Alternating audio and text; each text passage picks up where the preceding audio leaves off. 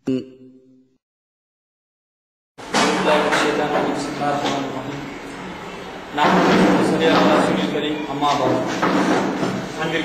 நல்லடியார்களே,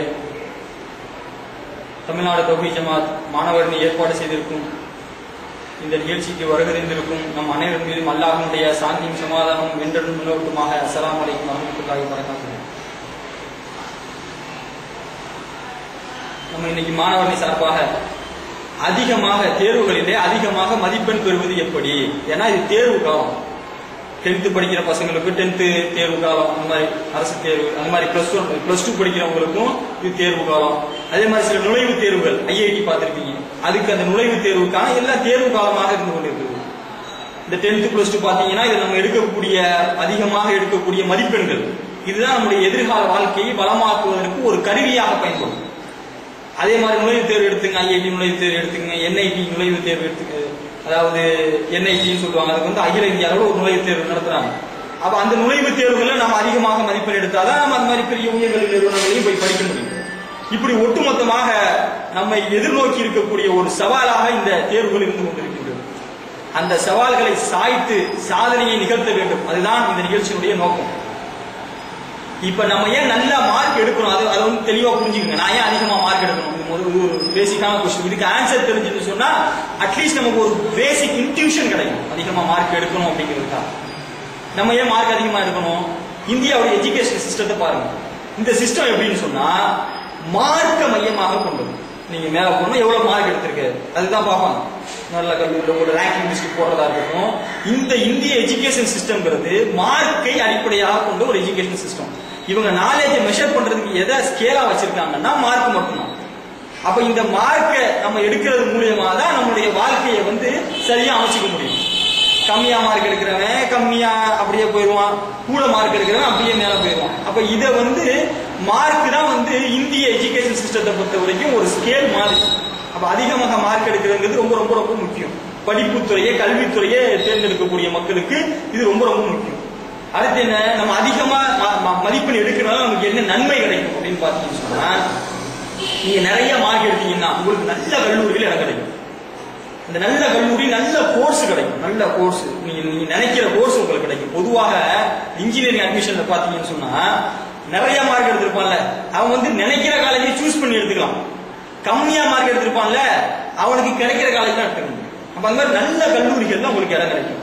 என்ன இந்த நல்ல கல்லூரிகள் என்ன, நல்ல அரசு கல்லூரிகள் பாத்தீங்கன்னா பொதுவாக நல்லா இருக்கும். கலை அறிவியல் அதிகமா நல்ல கல்லூரிகள் கிடையாது. அரசு கல்லூரிகள் ஒரு ரொம்ப ஃபியூ தான் இருக்கு. இருந்தாலும் பொறியியல் மற்ற மருத்துவம்னா பாத்தீங்கன்னு சொன்னீங்கன்னா அரசு கல்லூரிகள் ரொம்ப தரம் வாய்ந்ததா இருக்கும். அந்த மாதிரி நல்ல கல்லூரிகள்ல இடம் கிடைக்கும். அதிகமாக நீங்க மதிப்பெண் எடுத்தீங்கன்னா அந்த நல்ல கல்லூரிகள் உங்களுக்கு இடம் கிடைச்ச உடனே உங்களுக்கு அந்த ஃபீஸ் கல்வி கட்டணம் இருக்கு பார்த்தீங்களா, அது ரொம்ப ரொம்ப கம்மியாக இருக்கும். நீங்க அண்ணா யூனிவர்சிட்டி எடுத்தீங்கன்னா, நான் அண்ணா பல்கலைக்கழகத்தை படிச்சேன், நான் வெளியே ஒரு செமஸ்டருக்கு வந்து 14,800 ரூபாய் அவ்வளவுதான் வந்து ஃபீஸ் வாங்கினாங்க. அவ்வளவுதான். அண்ணா யூனிவர்சிட்டி பொறுத்தவரைக்கும் அதிகமாக வர காசுல வாங்க மாட்டாங்க. நீங்க அதிகமாக மதிப்பெண் எடுத்து நல்ல கல்லூரியில படிக்கிறதுனால அந்த கம்மியான ஃபீஸை கட்டுறதுக்கும் ஆளுங்க கல்வி உதவி செய்யக்கூடிய தனவந்தர்கள் முன்வருவாங்க. கல்வி உதவியை பொறுத்த வரைக்கும் நம்ம கிட்ட நிறைய வந்து மனுக்கள் வருது. நம்ம போய் அணுகும் பொழுது அவங்க என்ன நம்ம கேட்கறாங்க, மார்க் எவ்வளவு எடுத்துக்காங்க. பொருளாதார சுமையினாலதான் ஒருத்தன் படிக்க முடியாம காசு கேட்கறான். ஆனா பொருளாதாரத்தை அவங்க கவனிக்கிறது இல்லை, மார்க்கை தான் கவனிக்கிறாங்க. கல்வி உதவி செய்யக்கூடிய தனவந்தர்கள் மார்க்கை தான் பாக்குறாங்க. 1000 மேல எடுத்துக்காங்க, 1100 மேல எடுத்துக்காங்க, சேர்ந்து கொடுக்குறாங்க, அப்படிதான் சொல்றாங்க. அப்ப அந்த கம்மியான ஃபீஸையும் கட்டுறதுக்கு என்ன பண்ணுவாங்க, நிறைய பேர் முன்வருவாங்க. கல்வி உதவி கிடைக்கிறதுக்கு நிறைய அதிக வாய்ப்புகள் இருக்கு. அதே மாதிரி நீங்க நல்ல கல்லூரிகள்ல படிக்கிறதுனால நமக்கு நல்ல குவாலிஃபைடு எஜுகேஷன், நல்ல தரமான கல்வி கிடைக்கும். நீங்க அண்ணா பல்கலைக்கழகத்துல எடுத்தீங்க பாத்தீங்கன்னு சொன்னா அங்க இருக்கக்கூடிய சாதாரண உங்களுக்கு கிளாஸ் எடுக்கிறவங்களே பெரிய PhD படிச்ச மக்களா இருப்பாங்க. அந்த மாதிரி ஒரு நல்ல ஒரு குவாலிஃபைடு எஜுகேஷன் வந்து உங்களுக்கு கிடைக்கும். அடுத்து என்ன, வேலை வாய்ப்பு. வேலை வாய்ப்பை பொறுத்த வரைக்கும் ரொம்ப அதாவது கேம்பஸ் இன்டர்வியூன்னு படிக்கிறதுக்கு முன்னாடி நான் அண்ணா பல்கலைக்கழகத்தை படிச்சேன். நான் முதலாம் ஆண்டு ஃபர்ஸ்ட் இயர் படிக்கும் பொழுதே எனக்கு ஜாப், எது 3 ஜாப், எது காசு அதிகமாக கொடுத்தாங்களோ அதை சூஸ் பண்ணிட்டு வந்து வச்சுக்கோங்களேன். அந்த மாதிரி கேம்பஸ் மூலியமா வேலை வாய்ப்பு உடனே கிடைச்சிடும். அந்த வேலை வாய்ப்பு இருக்கா இல்லையா, அது சம்பளம் அதிகமா இருக்கும். நீங்க பாருங்க, ஒரு மற்ற கல்லூரியில் படித்த மாணவர்களுக்கு இப்ப நீங்க அண்ணா யூனிவர்சிட்டி IIT அங்கெல்லாம் பாத்தீங்கன்னு சொன்னா எதுக்கு பொறியியலே சொல்றாங்க, எனக்கு பொறியியலை பத்தி அதிகமா தெரியும், மற்ற துறைகளுக்கு அது எதுக்கு இருக்கும் ஃபீல்டு, சரிங்களா? அப்ப வந்து மினிமம் பேசிக் சேலரியை 30,000 வைக்கிறாங்க, 35,000 வைக்கிறாங்க, கிடைக்கிற சம்பளமும் கூட இருக்கும். அடுத்து என்ன தெரியுமா, ஒண்ணு படிச்சுட்டு ஒண்ணுக்கு வேலை செய்யறது. அது நம்ம எந்த துறையில நம்ம படிக்கிறோமோ அந்த துறையில நமக்கு வேலை கிடைக்கும். அடுத்து என்ன, உங்களுக்கு வெளிநாட்டுக்கு போய் படிக்கணும்னு ஆசை இருக்குதா, மேற்படிப்பு படிக்கணும்னு நீங்க நினைச்சீங்கன்னா வெளிநாடுகள்ல வந்து காசை வாங்கிக்கிட்டு படிக்கலாம். காசை வந்து நீங்க வாங்கிக்கிட்டு படிக்கலாம். மாசம் 1 லட்ச ரூபா 1.5 லட்ச ரூபா வாங்கிக்கிட்டு நீங்க என்ன பண்ணலாம், எம்எஸ் பண்ணலாம், பிஹெச்டி பண்ணலாம். இது வந்து நம்ம அதிகமா மார்க் எடுக்கிறதுனால இந்த கிடைக்க நன்மை. வேற என்ன பாருங்க, வெறும் மார்க் தான். எல்லாத்துக்கும் என்ன மூலதனம், வெறும் மார்க். காசா கிடையாது, கண்டிப்பா காசு கிடையாது. காசை கட்டி நல்ல காலேஜ்ல சீட்டு வாங்கலாமா, முதல்ல அன்னைக்கு வாங்க முடியாது. சரி எளியோ அது சில குறுக்கோழிலாம் இருக்குன்னு வச்சுக்கோங்களேன். அப்படி குறுக்கோழில காசை கட்டி நீங்க போனா கூட வேலை வாய்ப்புன்னு போகும் பொழுது போச்சு. நல்ல ஸ்கில் இருக்க பசங்க தான் எடுப்பாங்க. அப்ப நான் சொல்றதுல 1-2 பையன் அடைஞ்சாலும் மற்ற பையன் போயிடும். அப்ப அதனால நம்ம இந்த மார்க் மட்டும்தான், மார்க்கை மட்டும் நம்ம கூட எடுத்துட்டோம்னா இவ்வளவு பயன் இருக்கு. மார்க் கம்மியா எடுத்து பாருங்க, நல்ல காலேஜ்ல சீட்டு கிடைக்காது. ஒவ்வொரு சீட்டுக்கு நயாபையா அலையணும். போகணும் பேஜஸ்ல அதுல கிடையாது, சொல்றேன் பணம் பண்ணிக்காச்சு. அது மாதிரி ஒவ்வொரு இடத்துல போய் என்ன பண்ணணும், நம்ம போய் அலையணும். அங்க அவன் 3 லட்சம் 4 லட்சம் அப்படின்னு காசு கேட்பான். அப்படி நம்ம அந்த காசை கொடுத்து படிச்சாலும் தரமில்லாத கல்வியா இருக்கும், நல்ல வாத்தியா இருக்க மாட்டோம். அண்ணா ஸ்கூல் ஒரு நோட்டீஸ் விட்டுருக்காங்க.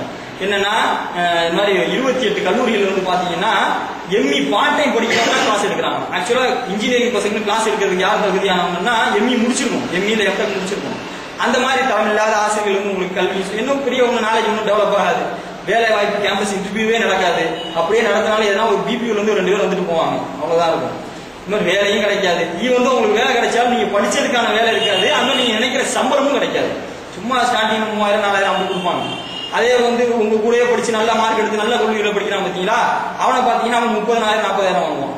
நீங்க லட்சக்கணக்கில் கட்டி சேர்ந்திருப்பீங்க. மார்க் கம்மியா எடுத்தனால கல்வி உதவின்னு போய் நின்றா கூட அதுக்கும் மார்க் கம்மியா இருக்கு யாரும் கொடுப்பா, அதுவும் யாரும் கொடுக்க மாட்டாங்க. அது மாதிரி வெளிநாட்டுல போய் நீங்க படிக்கணும்னு ஆசைப்பட்டா கூட நல்ல கல்லூரியில நிறைய விசா ப்ராப்ளம் இருக்கு.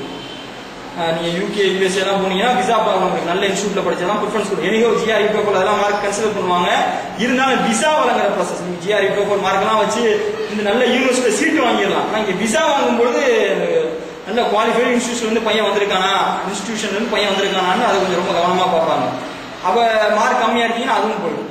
மார்க் கம்மியா எடுத்தா போச்சு. எஜுகேஷன் ஃபீல்ட்ல சூஸ் பண்ணா மார்க் தான் அதிகமா எடுக்கணும். அது நல்லா தெளிவா புரிஞ்சுக்கங்க. ஏன்னா இன்னைக்கு மாணவர்கள் இது வந்து ரொம்ப தெரியாம இருக்காங்க. என்ன தெரியுமா, படிப்புங்கிறது ரொம்ப சாதாரணமா அப்படி நிறைய பேர் எதுக்கு படிக்கிறாங்கன்னா வெட்டியா சுற்றுறதுக்கு படிக்கிறான். காலேஜ் நிறைய பேர் பார்த்தீங்கன்னா சும்மா சுத்தணும், அதுக்கு என்ன பண்றது, சரி ஒரு காலேஜ் போட்டு வச்சு நல்லா ரவுண்ட் அடிக்கலாம், வீட்டு கேட்டா படிக்கிறேன் அப்படின்னு சொல்லிட்டு. படிப்புங்கிறது ரொம்ப கவனமாக செய்யக்கூடிய ஒரு வேலையா இருக்கும். ஒரு டெய்லர் இருக்காருன்னு வச்சுக்கோங்களேன், அவருக்கு டெய்லரிங் தைக்க தெரியல, அவர் டெய்லர்னு சொல்லுவோமா, சொல்ல மாட்டோம். ஒரு சமயக்காரர் இருக்காருன்னா ஒரு சமைக்க தெரிஞ்சிருக்கணும், அவதான் சமயக்காரன்னு சொல்லுவோம். இப்ப அந்த மாதிரிதான் நம்ம பசங்க இருக்குது. படிக்கிறேன்னா சுத்துறது இல்லை, எல்லாரையும் சொல்லல சரிங்களா. பார்க்கும்பொழுது நமக்கு அப்படிதான் தெரியுது, எல்லாரையும் குறை சொல்லல. அந்த மாதிரி கல்வியில வந்து அதிகம் கவனம் செலுத்தாத ஒரு சமூகமாக முஸ்லீம் சமூகம் இருக்கிறத நம்ம கண் கூட பார்த்துட்டு தான் இருக்கோம்.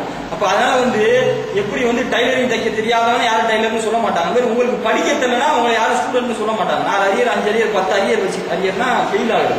நீங்க இப்ப 10th + 2 மாணவர்கள் உங்க அரியர் ஃபெயில் சொல்றீங்கல்ல, அட்டெம்ப்ட் சொல்றீங்கல்ல, காலேஜ் போனீங்கன்னா அரியர் இருப்பாங்க. அந்த மாதிரி சும்மா சுத்துறது இது வந்து என்ன சொல்றது, சம்திங் லைக் தட். எனக்கு டைலரிங்கே தெரியாது, ஆனா நான் ஒரு டைலர்னு சொல்லிக்கிறேன். அதனால வந்து நல்லா தெளிவாக நீங்க இது வந்து ஒரு விஷயத்த புரிஞ்சுக்கணும். படிப்பை பொறுத்தவரைக்கும் நல்லா கவனிச்சு படிக்கணும். இல்லைன்னு சொன்னா ரொம்ப ரொம்ப சிரமம் தான். திருப்பி நம்ம டாபிக் வருவோம், அதிகமா மதிப்பெண் பெறுவது அப்படின்னு சொல்லுவோம். இப்ப நம்ம நிறைய மார்க் எடுக்கணும். அதுக்கு என்ன பண்ணணும், உங்களுக்கு எல்லாரும் தெரிஞ்ச சொல்யூஷன் தெரியுமா, நல்ல ஸ்கூல்ல படிக்கணும். நல்ல ஸ்கூல்ல படிச்சா நல்லா மார்க் எடுக்கலாம். அப்படி கிடையாது. நல்ல ஸ்கூல்ல எப்படி சேர்றது, அது அடுத்த கேள்வி கேட்டோம்னா காசு இருந்தா நல்ல ஸ்கூல்ல சேரலாம் அப்படியும் கிடையாது. நல்லா புரிஞ்சுக்கணும்.